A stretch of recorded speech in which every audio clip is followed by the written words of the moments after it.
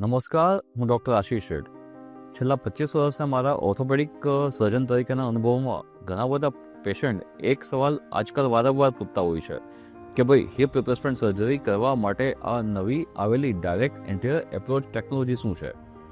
અત્યાર સુધીમાં ભારત જેવા દેશમાં મોટાભાગના orthopaedic surgeon hip replacement surgery થાપાના પાછલા ભાગમાં અથવા થાપાના સાઈડના ભાગમાં ચેકો મૂકીને કરતા હતા.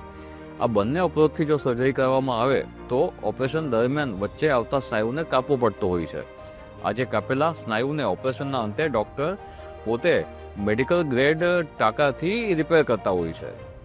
ડાયરેક્ટ એન્ટિરિયર એપ્રોચ એક એવી હિપ રિપ્લેસમેન્ટની સર્જરી છે કે એ સર્જરી કરવા માટે સ્નાયુને કાપવામાં નથી આવતા. ફક્ત થાપાના આગલા ભાગના સ્નાયુ અને થોડાક રિટ્રેક્ટ કરી અને એની વચ્ચે મસ્ક્યુલર પ્લેન બનાવી અને હિપ રિપ્લેસમેન્ટ કરવામાં આવે છે. સ્નાયુ ના કાપવાના કારણે ઓપરેશન પછી સ્નાયુમાં રિપેર કરવા માટેના ટાંકા લેવાની જરૂરિયાત નથી પડતી. એના હિસાબે ઓપરેશન પછી રિકવરી ખૂબ જ ફાસ્ટ આવે છે. સાદી ભાષામાં એવું કહું કે direct anterior approach hip replacement એ અત્યાધુનિક કક્ષાની ટાઈમ ટેસ્ટેડ અને result giving hip replacement surgery છે, જેમાં ઓપરેશન સમયે થતો લોહીનો બગાડ ખૂબ જ ઓછો, ઓપરેશન સમયે મસલમાં આવતા કાપકૂપ ખાસી બધી ઓછી અને ઓપરેશનનો ચેકો બી ખાસો બધો નાનો હોય છે.